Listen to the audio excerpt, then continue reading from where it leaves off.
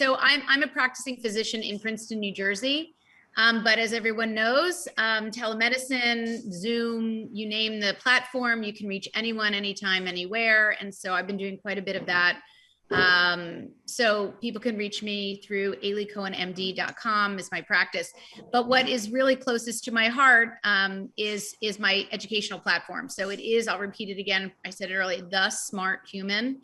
The Smart Human on Facebook, on Instagram, Twitter, Facebook. I have a podcast called The Smart Human Podcast, where I really, interview wonderful, really interesting researchers and biologists, toxicologists, environmental health lawyers. I just launched an environmental justice interview that I did with a wonderful person. So the podcast is The Smart Human, and I really hope people will check out the book. This is not for the money, I can assure you. I can really assure you that. But it's really because I put 9 years of work into this with my co-author, Dr. Frederick von Saal. And we're really proud of it. And it is absolutely empowering, proactive. It's what to do. It's soccer turf, what to think about. It's which alcohol, beer and wine, and how to look for cleaner versions. It's radiation. There's a whole chapter on EMF radiation, what the issues are and what to do about it. There's a whole chapter on home furnishings, medication. I want people to know that I myself am I'm a believer in medication, but I'm also a believer that there's a whole host of other tools we can use before reflexively giving medication, and there are risks. So, I am one of the people, I'm not sure who agrees with me, but I am vaccinated. I do believe in the vaccine. I think that it is saving lives worldwide and in the US. This is the way I do my business, is evidence-based, scientific, and I'm proud of that. And I challenge myself every day with what I read. So I just wanted to leave that information so people know who I am. So that may affect what they pick up and read and what they follow, because again, it's the messenger that a lot of us believe in. It's hard to tease out the details. So anyway, I hope people will support my work with high schools and social media and The Smart Human. And thank you again for having me and being a part of this wonderful group of ladies. Thank you. Thanks, Ali. I just ordered your book. Thank you. Please share, pass it around families. I say just buy one and pass it around. I'm happy about that. You bet. I'll go next. I'm Pam Popper. My email address is pampopper@msn.com. I do answer my emails, so feel free to email me. My company's website is wellnessforumhealth.com and Posner.com. I don't think that's me, but anyway, wellnessforumhealth.com. And my activism site is makeamericans.freeagain.com. I put out a newsletter every Monday. I put out 4 videos a week. That's all free. We have free workshops that are available on a regular basis. Like every week, there's a free workshop that somebody can participate in through my company. And you can be any place in the world and do it, because we do so much by Zoom and teleconference. Maybe that's one of the gifts of this whole thing, is we've all gotten used to using technology to reach more people in this way. And I think that's kind of a blessing from all of this. I have a new book out called COVID Operation: What Happened, Why It Happened, and What's Next. You can order that on Amazon or through contacting my company. So once again, pampopper@msn.com. I guess I can go next. So my webpage is stephanieseneff.net. I have my new book, which I am very excited about. I hope that you will like it. Toxic Legacy: How the Weed Killer Glyphosate is Destroying Our Health and the Environment.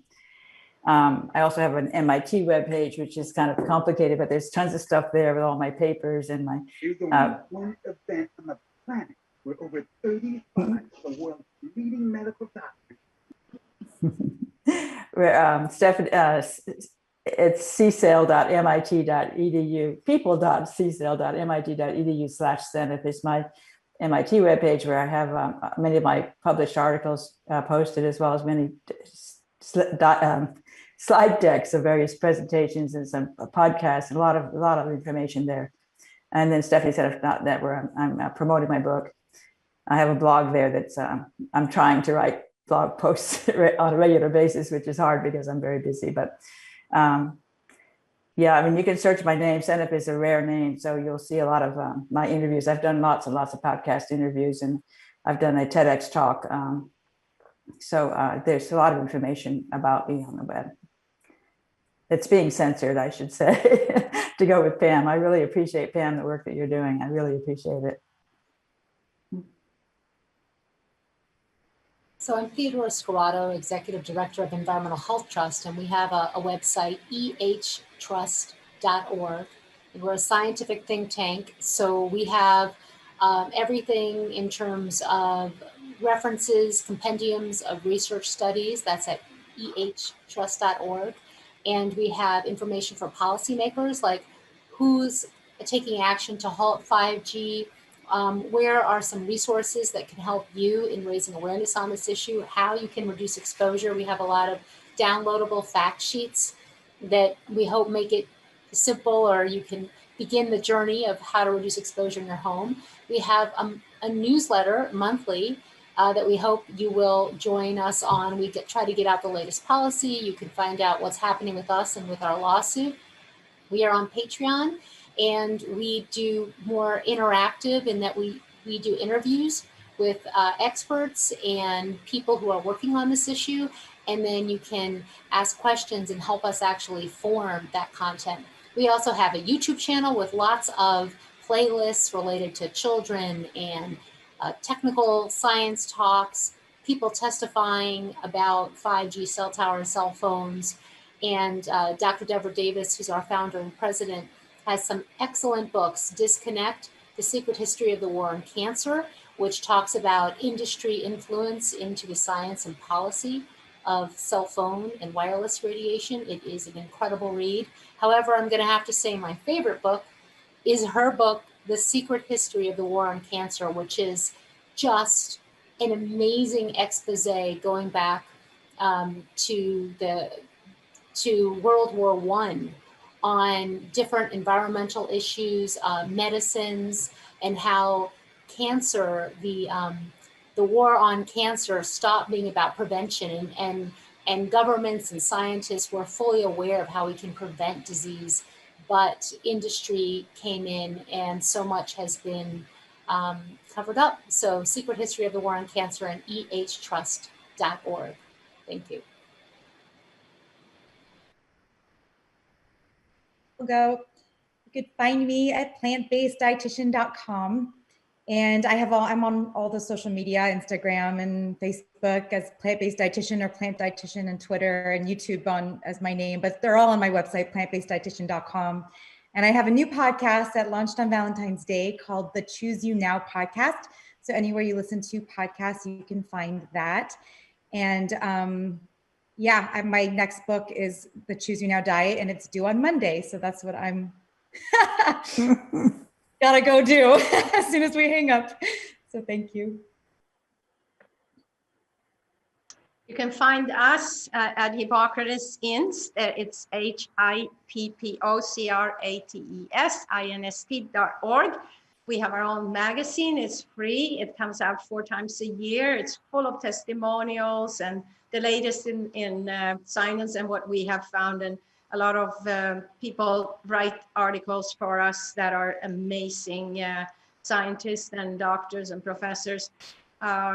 We have a lot on our website, and for us, of course, it's all about education. This institute is we have like 20 lectures. We have tons of exercise, tons of energy medicine. We try to teach about everything that we can. And, I'm so happy to hear about all these new books, for sure. I got to get a lot of them. Thank you. I'll go next. So I'm just going to make it easy. I'm just going to plug my new podcast, hopefortheanimalspodcast.org. I started a podcast, a pandemic podcast, because all my events went poop. So started a podcast. I just did a series of environmental themed ones for Earth Day. Next month, the podcast is sponsored by United Poultry Concerns, who I work for, and next month is International Respect for Chickens Month. So we're going to focus in on chickens next month. So Hope for the Animals Podcast You have to have the podcast in there because Hope for the Animals, that's what I wanted, but somebody else has it. So hopefortheanimalspodcast.org. All my information's there, email and everything if you want to get a hold of me. And I really encourage you to check out my new podcast. Perfect. And I'm at brendadavisrd.com. I am on Facebook and Instagram, but I'm not very good at it. Julieanna is an expert. I'm just a baby at that stuff. But, and people can get a hold of me by emailing me at brendadavisrd at telus. Or no, just brendadavis@telus.net. So, yeah.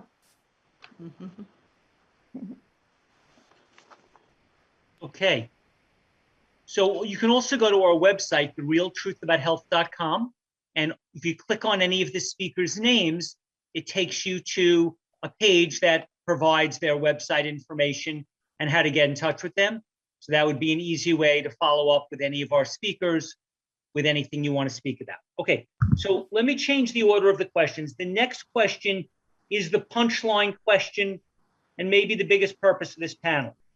What are the common causes or the common theme or the common solution that runs through all of these problems? So while someone might say, I'm very concerned about fluoridated water, what is the general thing that runs through all of the issues that are affecting our health, our climate, our forests, our soil, our food, the chemicals, the GMOs, the wireless technology, the diabetes crisis, the obesity crisis, the autism crisis, the allergies, asthma, attention deficit hyperactivity crisis, the pollinator crisis, and every one of the other ones I didn't mention, the fracking, the overfishing, the ocean acidification, it goes on and on and on.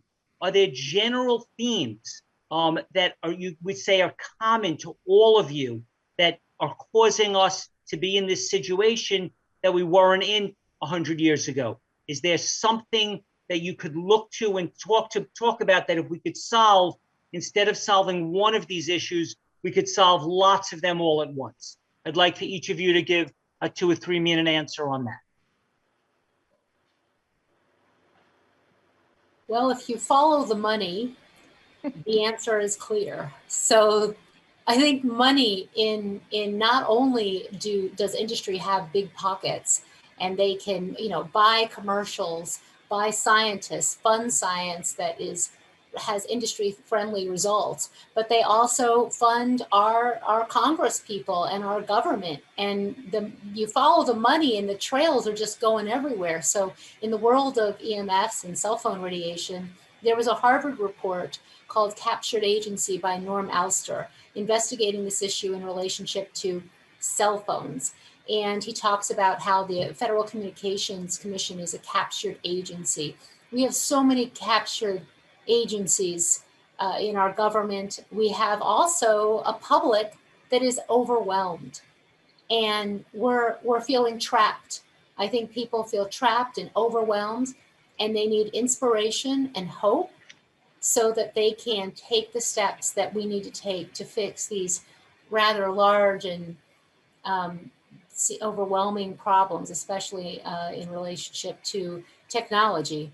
So I'm going to put a link in the chat to our page on how research is polluted by industry and policy and so forth. We have all the citations, and that's maintained the situation we have now, where the science and the facts are being downplayed and whitewashed by money. Guess I can go next.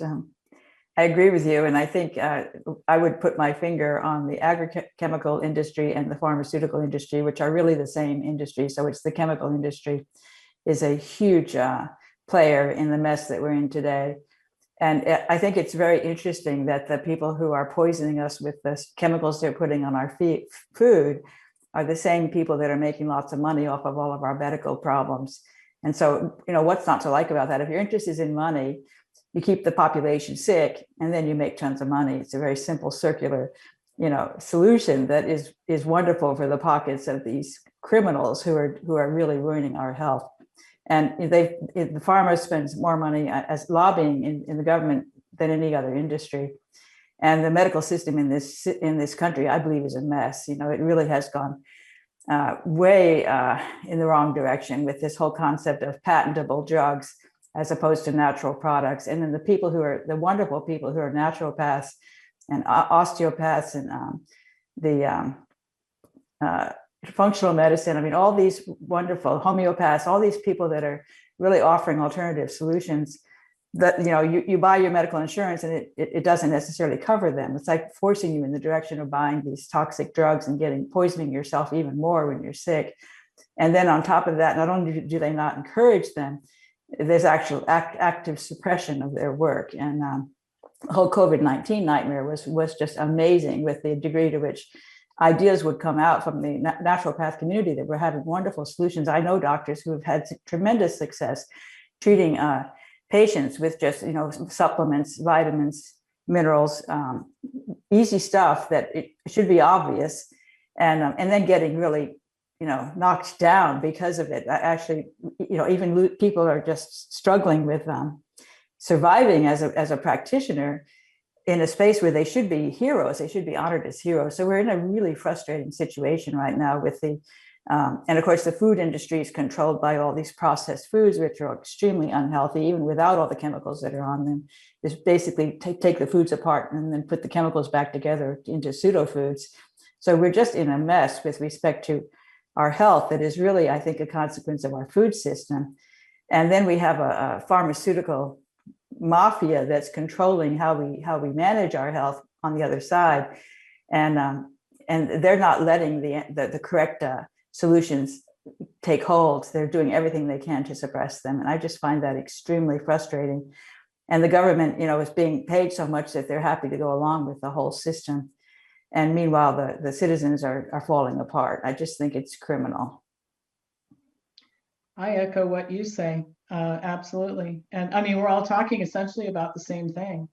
And if we don't disband this government private enterprise partnership, there's no hope. But, you know, in my book, there's this chapter called The Perfect Storm. Like, how could this mess that we're in right now happen? And I think we had to have 4 things going on at the same time. And one of them is our education system is broken. We stopped teaching people how to think a long time ago. And the idea that in an Ivy League school, you need a safe space to go hang on to dolls because somebody says that something you don't like, this is appalling, people. This is what leads to this kind of groupthink that we're going to censor anything that we're going to control what everybody hears. This is actually being taught to students in college, all right? And they're trying to get it into the lower grades. We cannot survive as a population with unthinking followers. That's impossible. Because everything you guys are talking about requires critical thinking.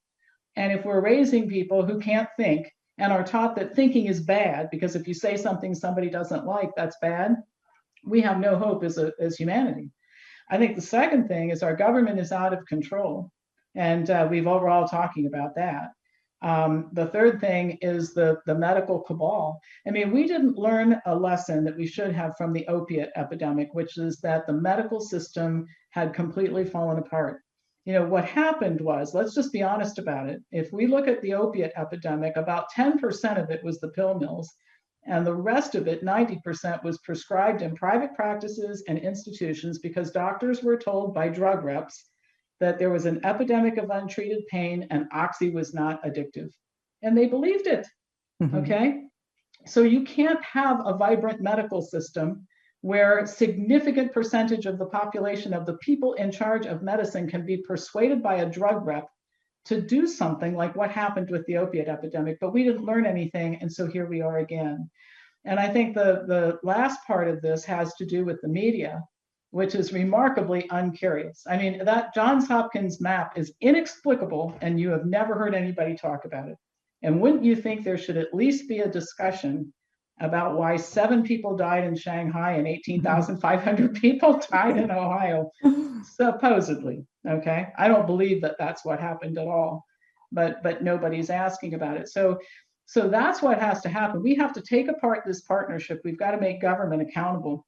And the only way that's going to happen, in my opinion, is to push it down to the local level. And I don't remember who said something about this, but it was a very important comment that you felt that that the traction was at the local level. And I think that's what's going to save us in this mess that we're in, is that we don't have really a top-down government. The 10th Amendment is alive and well, and a lot of decisions are made at the local level. And that's where we all live, and that's where we can have influence. And I think that we have lost sight of the fact that communities that we build at the local level can collectively have a lot of influence on what happens upstream.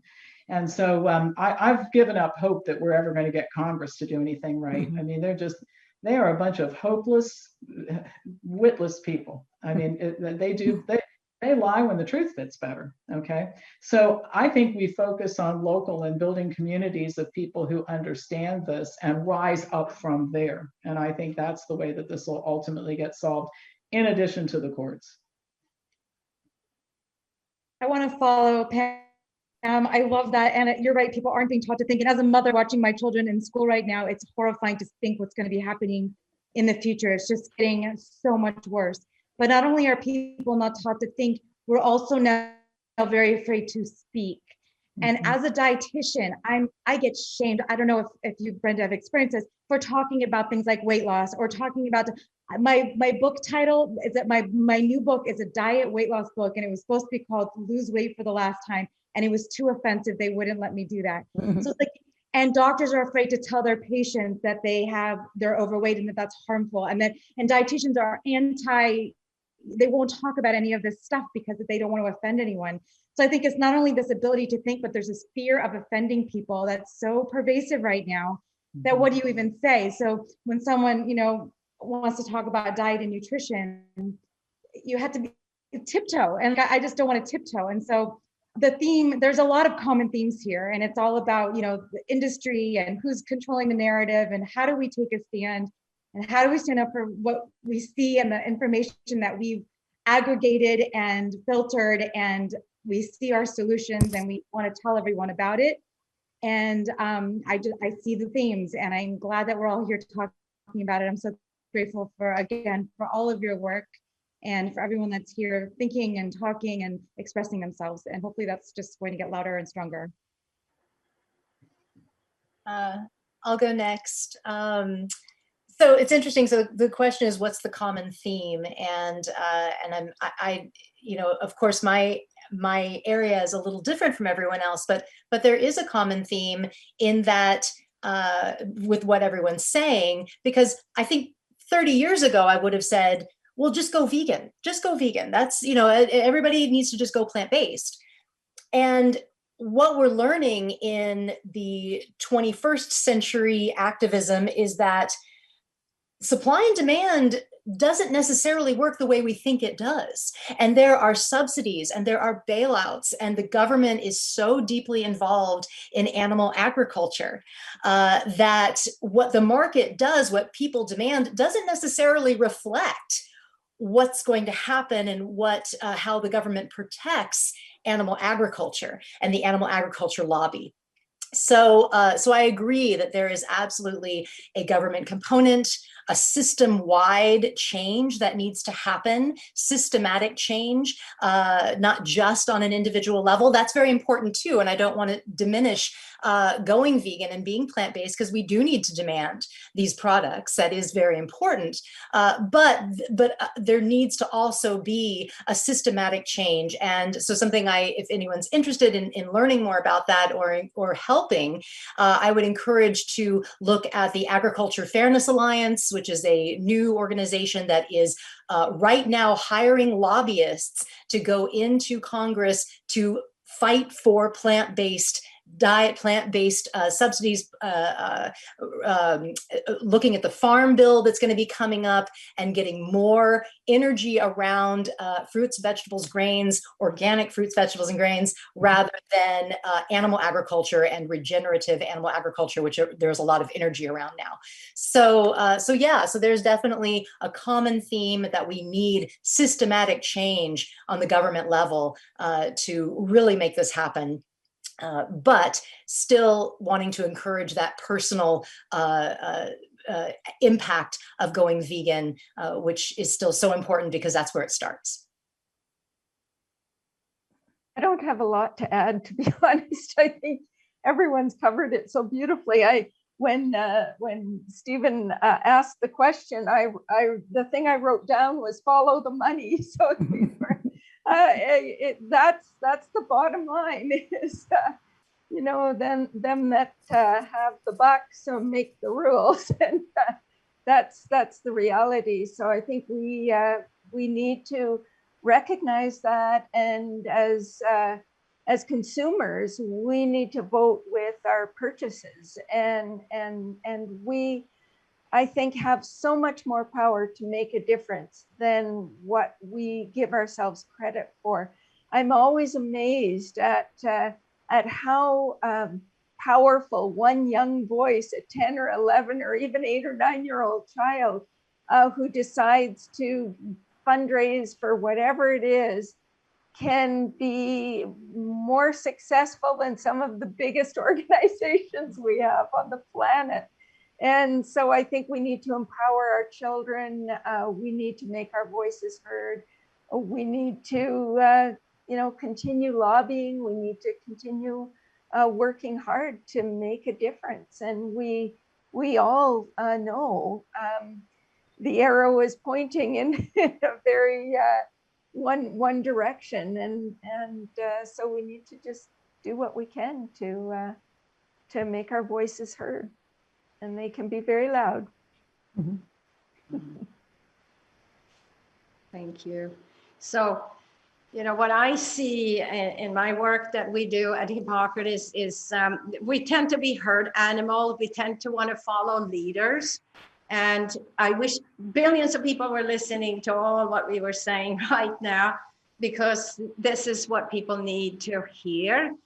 And, if we, of course, our job is to educate one person at a time, and hopefully that is a ripple effect, and it's happening. We can't go back in time and say, wish we did this, but we can go forward.